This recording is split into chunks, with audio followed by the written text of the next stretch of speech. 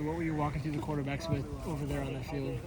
Just right now? Yeah, just right now. Oh, we're just working on some footwork stuff. Like I said before, spring ball is about technique. It's about stripping things down and like from the most basic things. So we're just working on some footwork, bubble stuff with the receivers and with the running backs, because we could be in multiple personnel groups and somebody might be out there that isn't usually out there, has to work on a bubble and you never know, might win us a game. So all those things play a factor, but it's spring ball. Those are the things that we got to do, work on technique, fundamentals, that kind of thing. What's the biggest priority when you guys sit down to script out how you're assigning quarterback reps during spring ball?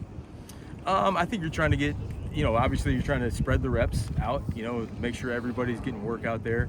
Obviously, like I said, Damon's the clear-cut starter this year, so we know that he's getting all the 1 reps. And big part of spring is us finding our backup, who that guy's going to be.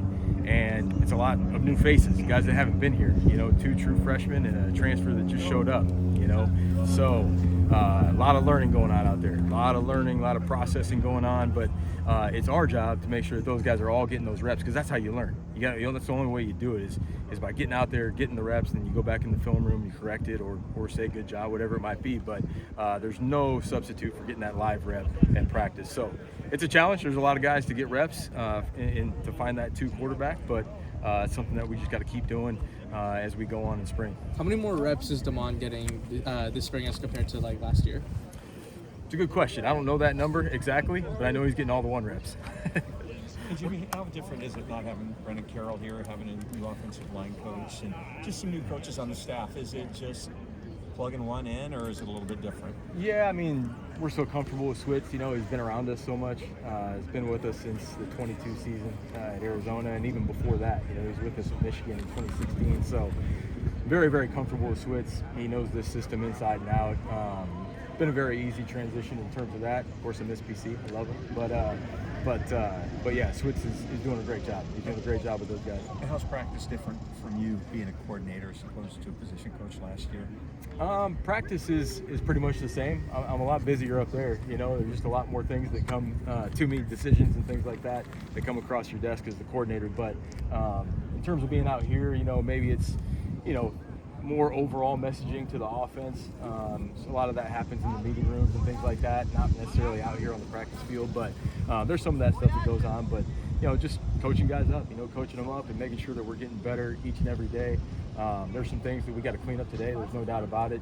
The ball is in jeopardy way too much today, but it's spring practice too. We got to keep that in mind and know that it's a process, and we just got to keep getting better. What are some of those decisions that are up to you now that you stepped into the OC role? I think it's just how we meet, what we talk about in meetings, how we package things, how we talk to the players, maybe different presentations that we give the offense and things like that I can help with Coach Fish being so busy with his duties. But again, we've been together for so long. I know this offense obviously as well as him, and so my job is just to make his job easier. Really, I mean that's the bottom line, is just anything I can do to make his job more smooth and easier. That's what I'm here for. What are you looking for in a number 2 quarterback? What we look for in any quarterback, being efficient, playing good football and taking care of the ball, and obviously having good command. And that's the challenge when you have guys that haven't been here. They're still learning. They're processing and thinking so much.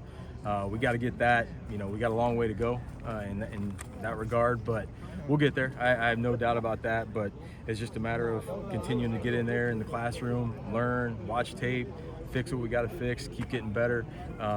But ultimately, like I said, it's got to be that guy that's going to help us protect the ball and ultimately go down and score points and help us potentially win a game. You never know when it's going to be your time, and you got to be ready. What made Kai such an attractive transfer portal target?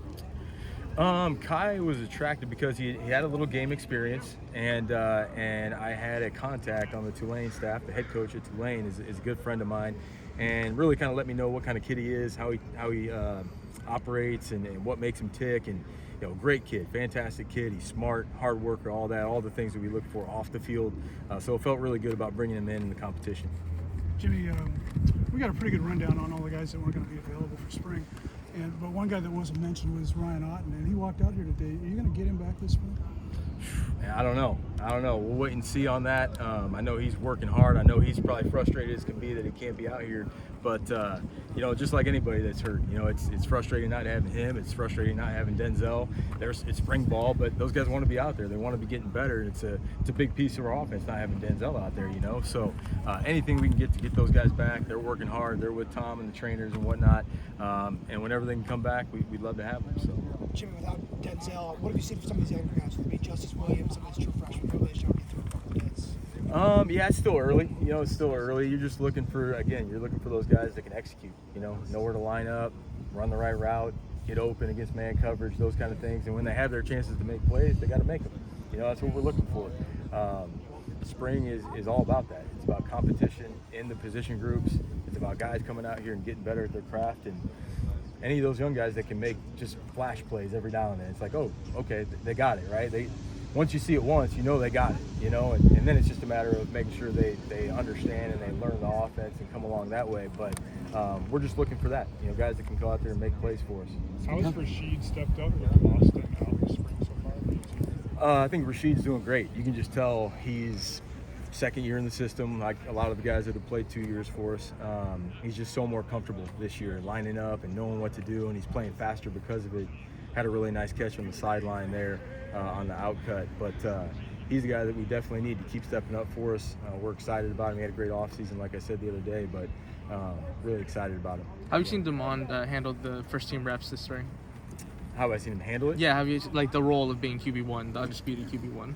Oh, I think obviously he loves being in that role. This is what he came here for, is to be the starting quarterback in Washington, and I think he's done a great job.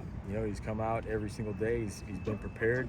I know he's got some plays from today that he's going to want back, and he's going to go in there and watch the film and get better from it. But it's a process. But I know he's loving it, and he's always going to be prepared. He's always going to be a kid that I never worry about what he does behind the scenes, the work that he puts in. He did it last year. It was no different. Whether he's a starter or he's a second team, and he's the same guy now. He hasn't had to change who he is just because now he's getting the 1 reps. He's the same guy, but extremely hard worker, and I know he's going to be great for us. You mentioned days like today. How do you and him approach a day where maybe it wasn't his best on the practice field? You just got to go back to basics. You got to go back and, hey, what happened on this play? What'd you see? I want to know what he saw. I want him to tell me why he made those decisions, and then we can unpack it from there.